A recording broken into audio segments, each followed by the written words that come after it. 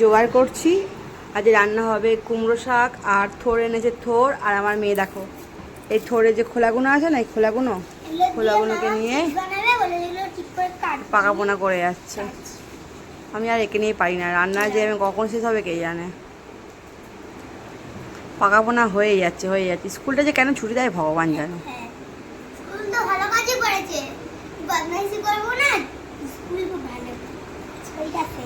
কাটা হয়ে গেছে, সিদ্ধ করতে বসিয়ে দিয়েছি। আর এখানে মাছ ভাজবো আমি। এই হচ্ছে কাটাপোনা মাছ, আর এইটা কি মাছ বলে আমি জানি না। আর এই তো আমার মেয়ে বাদ্যাপনা করে যাচ্ছে, বললাম তো তোমাদেরকে। জোগাড় করছি। আজ রান্না হবে কুমড়ো শাক আর থোড় এনেছে থোড়। আর আমার মেয়ে দেখো এই থোড়ের যে খোলাগুলো আছে না, এই খোলাগুলোকে নিয়ে পাকাপোনা করে যাচ্ছে। আমি আর একে নিয়ে পারি না রান্না, যে আমি কখন শেষ হবে কে জানে। পাকাপোনা হয়ে যাচ্ছে। স্কুলটা যে কেন ছুটি দেয় ভগবান জানে।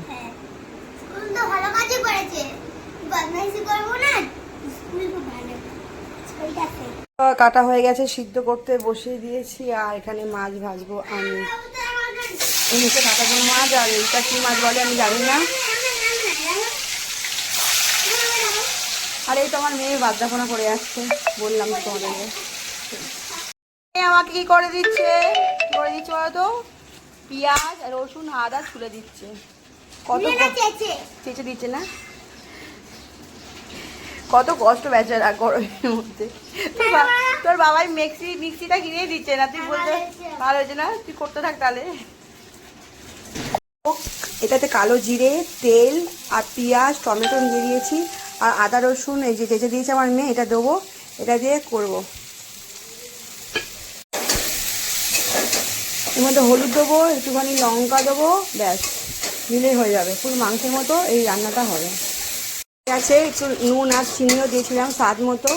চলো একটু কষানোর পর একটু জল ঢেলে একটু সিদ্ধ হওয়ার পর তারপর মাছটা দেবো।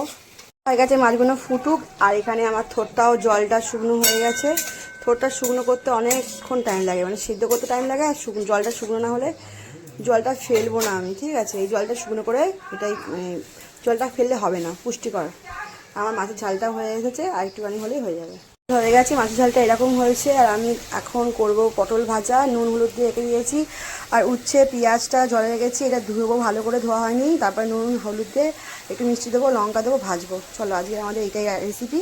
এই যে এটা থোড়টা ভাজবো, থোড়টা হয়ে এসেছে, গরম হয়ে গেছে। কড়াগুলো কড়া বলছি, ভুলে যাচ্ছি। পটলগুলো দিয়ে দিই, দিয়ে ভাজবো।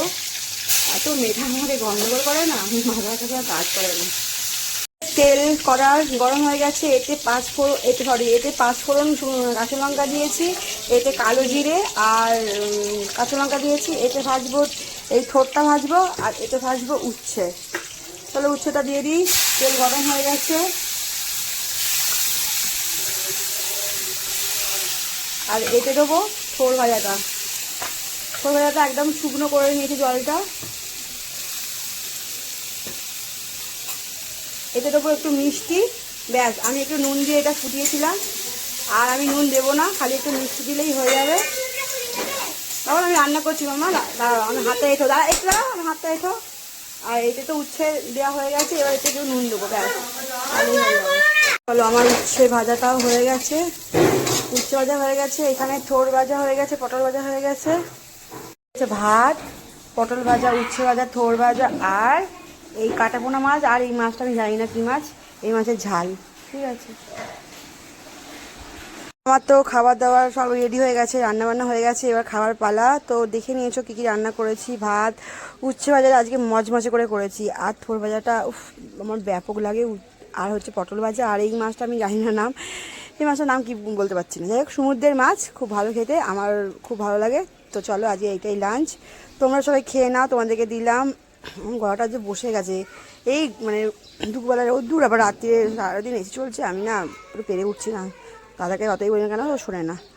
চলো বন্ধুরা, চলো টাটা, বাই বাই। অনেক আজকে দেরি হয়ে গেছে রান্নাবান্না করতে, একদম রান্নাবান্না করে একদম গরম গরম ভাত খেতে বসে গেছি। মেয়ে খাওয়া হয়ে গেছে, মেয়েকে আমি ওই কাটাপোনা মাছটা আমি দিয়েই খাইয়ে দিয়েছি।